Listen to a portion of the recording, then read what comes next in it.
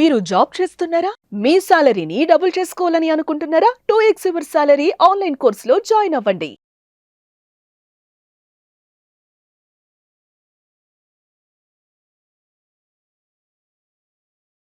నమస్కారం డాక్టర్ శ్రీయాచార్య అనంతకృష్ణ స్వామి గారు. నమస్కారం అండి. 2025లో క్లాసెస్ ఎప్పుడెప్పుడు ఎక్కడెక్కడ ఉండే అవకాశం ఉంటుందని చెప్పేసి చాలామంది అడుగుతున్నారు. ఈవెన్ సమ్మర్ కూడా వచ్చేస్తుంది కాబట్టి మహాశివరాత్రి తర్వాత ప్రశాంతంగా పిల్లలతో కలిసి అటెండ్ అవ్వాలి అనుకునేటువంటి వాళ్ళు కూడా చాలామంది ఉన్నారు. క్లాసెస్ ఎప్పుడెప్పుడు ఎక్కడెక్కడ ఉండే అవకాశం ఉంది? మనకి 2025 అండి. దీంట్లో మనకి 2 మార్చ్ వచ్చేసి విజయవాడలో ఉంటుంది. అలాగే 8 మార్చ్ వచ్చేసి అనంతపురంలో ఉంటుందండి. 23 మార్చ్ వచ్చేసి విశాఖపట్నంలో ఉంటుంది.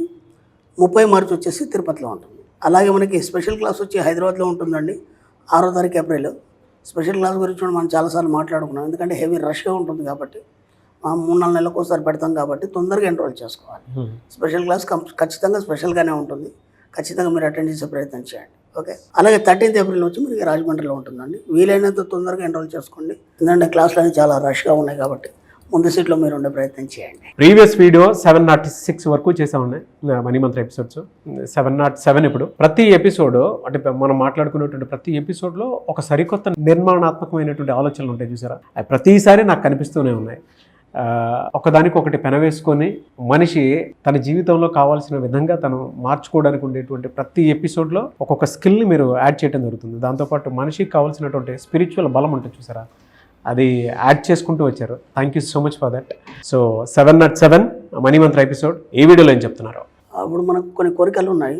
ఆ కోరికలు ఎప్పటి నుంచో ఉన్నాయి. అంటే ఇప్పుడు చిన్నప్పటి నుంచి ఉన్న కోరిక ఒకటి ఇప్పటి వరకు తీరలేదు. దాదాపు 40 సంవత్సరాలు వచ్చింది. అలాగే వయసు పెరుగుతున్న కొద్దీ కోరికలు పెరుగుతాయి మనకి. అవును, ఓకేనా. ఎందుకంటే అవసరాలను బట్టి కోరికలు పెరుగుతాయి. 2 కోరికలు వేరు, అవసరాలు వేరు. అప్పుడు నేను ఇంతకుముందు కూడా చెప్పాను, ప్రైమరీ నీడ్, సెకండరీ నీడ్ అని ఉంటాయి మనకి. ఓకేనా. అంటే ఇప్పుడు మనకి ఏది అవసరం అది మాత్రం ముందు మనం తీసుకుంటాం. తర్వాత సెకండరీ నీడ్ కింద మనం కోరికల్ని తీసుకుంటాం. ఇప్పుడు మరి ఆ కోరికలు అనేటివి మనం ఎప్పటి నుంచో పెట్టుకున్నాము, ఇంకా తీరలేదు. ఎందుకు తీరలేదు? అర్థమైందా? అంటే ఇప్పుడు మనం కోరిక కూడా ఒక టైం ఉంటుందా? మనం దాన్ని ఒత్తిడి తెచ్చి దాన్ని అనుకున్న టైం లోపల మనం దాన్ని గ్రాస్పింగ్ చేయగలుగుతామా లేదా? ఇది మన సబ్జెక్ట్లో ఒక థియరీ, కొత్త థియరీ. మనకి ఇప్పుడు ఏంటంటే ఐన్స్టీన్ ఏమన్నాడంటే స్పేస్ టైం గ్రావిటీ అని చెప్పాడు. మనం ఏం చేస్తామంటే దాన్ని స్పేస్ టైం కంప్రెషన్ అని చెప్తాం మనం. అంటే ఇక్కడ ఏం చేస్తామంటే ఆ స్పేస్లో టైంని, మీ యొక్క ఆలోచన విశ్వంలో ప్రయాణించినప్పుడు స్పేస్ అనుకున్నాం, ఆ టైంని మనం ఏం చేస్తామంటే దగ్గరికి తీసుకొస్తాం, కంప్రెస్ చేస్తాం మనం. అర్థం. ఈ సూత్రం ఆధారంగా మనకు కావాల్సిన టైంలో మనం సృష్టించుకోగలుగుతాం. ఇది ఒక ఎక్సలెంట్ థియరీ. ఇది మనం క్లాస్లో చెప్తాం. అది ఎలా పనిచేస్తుంది అని చెప్తాను నేను. ఇప్పుడు మీరు ఇక్కడ నుంచి విజయవాడ బయలుదేరాలి. కారులో బయలుదేరారు, ఒక 3.5 గంటలు. ఓకే. ట్రైన్లో బయలుదేరారు, ఓకే, ఒక 3 గంటలు అనుకున్నాం. ఓకేనా. ఇప్పుడు ఇదే కనుక మీరు ఫ్లైట్లో వెళ్తే గంట అవుతుంది. ఇక్కడ మనం ఏం చేసాం, టైంని కంప్రెస్ చేసాం. అర్థమైందా? విజయవాడ దూరం అంతే, వేగాన్ని పెంచడం వల్ల, ఆ టైంని మనం కుదించడం వల్ల కంప్రెస్ చేసి మనం అతి త్వరలో దాన్ని చేరుకోగలం. ఇదే విషయాన్ని మన సబ్జెక్ట్కి మనం అనుసంధానం చేసి మనకు కావాల్సిన కోరికల్ని మనకు అనుకున్న టైం లోపల మనం రీచ్ కాగలమా? ఎందుకంటే ఎప్పుడో పెట్టుకున్న కోరిక ఇప్పటిదాకా తీరలేదు కదా. ఇప్పుడు ఈ సబ్జెక్ట్లోకి వచ్చినాక కూడా ఇంత మనకు సబ్జెక్ట్ తెలిసి కూడా ఇంకా కొన్ని కోరికలు అలాగే మిగిలిపోయినాయి కదా. దీన్ని ఎలా మనం కంపేర్ చేసుకోవాలి? ఇప్పుడు ఈ సూత్రాన్ని కనుక మనం బేస్ చేసుకుంటే, టైం స్పేస్ కంప్రెషన్ అనే ఈ సూత్రాన్ని కనుక మనం తీసుకున్నప్పుడు ఇది దేనికైనా సూత్రం వర్తిస్తుంది కదా. ఇప్పుడు మన సబ్జెక్టు కూడా మనం దాన్ని తీసుకున్నప్పుడు దాన్ని ఎలా మనం కంప్రెస్ చేస్తాం దాన్ని. అర్థమైనా? ఇప్పటివరకు మనం చేసే ప్రాక్టీస్ ఏంటి, ఆ ప్రాక్టీస్ వల్ల మనం ఎంతవరకు సాధించామనేది కాకుండా ఇప్పుడు అతి తక్కువ టైంలో మనం అనుకునేది సాధించాలి. ఇది మనం క్లాస్లో దీన్ని ఎక్సలెంట్ డయాగ్రామ్ చేసి ఎక్స్ప్లెయిన్ చేయడం జరుగుతుంది. అంటే నేను ఇంతకుముందు చెప్పాను, సబ్జెక్ట్ అనేది మారుతూ ఉంటుంది. ఇప్పుడు మనం 700 వీడియో నుంచి మనం చాలా మార్పులు వచ్చినాయి. చాలా వాళ్ళు ఇంకోటి ఏంటంటే మ్యాక్సిమం మనం సైంటిఫిక్గా ఒక రీజన్స్ చెప్తూ మనం సబ్జెక్ట్ చెప్పాలనే ఆలోచనతో మనం ముందుకు తీసుకెళ్తున్నాం. కాబట్టి దీని మీద చాలా పరిశోధనలు జరుగుతున్నాయి ఇంకా. కాబట్టి ఎంత వీలైతే అంత సులభతరం చేస్తూ, ఎంత వీలైతే అంత టైంని తగ్గిస్తూ, ఎంత వీలైతే అంత మీ కోరికల్ని హ్యూజ్ అమౌంట్ని కానీ లేకపోతే పెద్ద పెద్ద కోరికల్ని కానీ వాటిని ఎలా సాధించుకోవాలనేది మనం క్లాస్లో దాన్ని ఎక్స్ప్లెయిన్ చేయడం జరుగుతుంది. కాబట్టి ఇక్కడ నుంచి మనం మెటాఫిజిక్స్ అని మనం చెప్పుకున్నాం. దాని ఇంట్రడక్షన్ ఎవ్రీ క్లాస్లో మనం ఇస్తున్నాం ఇప్పుడు.